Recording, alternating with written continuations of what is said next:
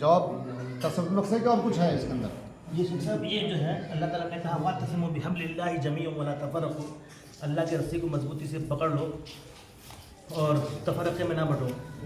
اس کے بعد آج جو ہے دیکھا جاتا ہے کہ لوگ تفرقے میں بٹ گئے ہیں اور ایک مسلمان دوسرے مسلمان تفرقے کی وجہ سے آج دور ہیں۔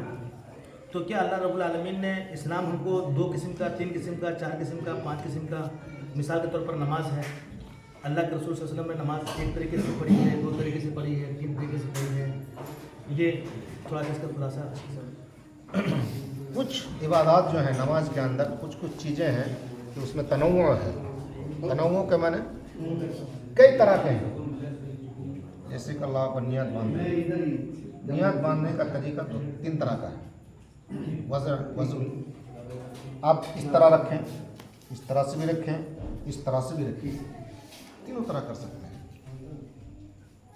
تنوع ہے۔ اس کے بعد سجدے کے بعد جو جلسہ ہے، پہلا سجدہ کے بعد دوسرا سجدہ کے اندر بھی 2 طرح کا ہے، پیر بچھا کے بیٹھ سکتے ہیں، پر کھڑا کر بھی رکھ سکتے ہیں۔ یہ مولانا سارے فقہی مسائل ہیں، ہاں یہ سارے فقہی مسائل میں آتے ہیں۔ فقہ نہیں، وہ حدیث میں ہے، حدیث ہے، فقہ الگ ہوتی ہے، یہ حدیث کے اندر ہے، حدیث کے اندر ہے۔ نہیں پھر بھی ان کو کون سے ان مسائل کی کیٹیگری میں اگر رکھیں ہم تو فقہی کچھ بھی مسائل۔ حدیث میں اللہ کے رسول کے فرمان ہے، بس اچھا، اللہ کے رسول نے ہم لوگوں کو 2 چیز دے کے گئے ہیں، صرف کوئی تیسری چیز نہیں دے کے گئے ہیں، اور جب تک ہم لوگ 2 ہی چیز کو پکڑے رہیں گے کبھی ہم لوگ گمراہ نہیں ہوں گے۔ شیخ حدیث اور فقہ کی وضاحت تھوڑی سی۔ وہی چیزیں ہیں، اللہ کے رسول نے فرمایا ترکت فیکم امرین، تمہارے بیچ میں 2 چیز چھوڑ جاتا ہوں، لن تضلوا ما ان تمسکتم، جب تک ان 2 چیز کو پکڑے رہو گے کبھی گمراہ نہیں ہوگے۔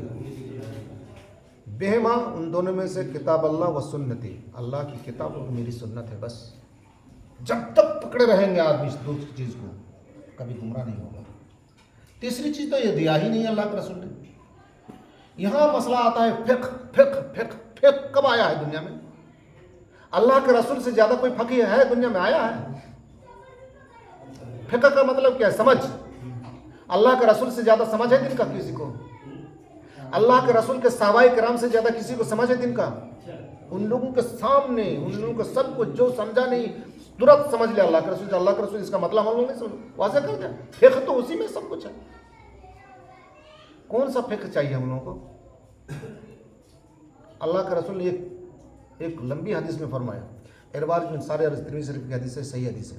ارباز بن ساریہ راوی ہیں، فرماتے ہیں کہ صلی بنا رسول اللہ صلی اللہ علیہ وسلم صلاۃ الصبح ذات یوم صلی بنا رسول ذات یوم صلاۃ الصبح، کہ اللہ کے رسول نے ہم لوگوں کو صبح کی نماز پڑھائی، فجر کی نماز پڑھائی۔ فوعدنا موعظۃ بلیغۃ، نماز پڑھنے کے بعد بہت فصیح بلیغ انداز میں ہم لوگوں کو نصیحت فرمائی، ذرفت منها العیون وجلت منها القلوب، اس نصیحت سے ہم لوگوں کی آنکھوں سے آنسو بہہ گئے اور ہم لوگ کے دل میں خوف طاری ہوئی۔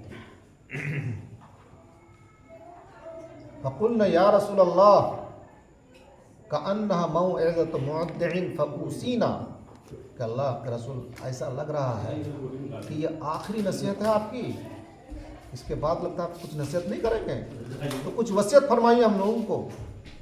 اللہ کے رسول نے فرمایا اوصیکم بتقوی اللہ والسمع والطاعہ، اللہ کے تقوی کی وصیت کرتا ہوں، اور جو آپ لوگوں کے اوپر امیر متعین ہوں گے اس کی فرما برداری اور اس کی اطاعت کی میں وصیت کرتا ہوں۔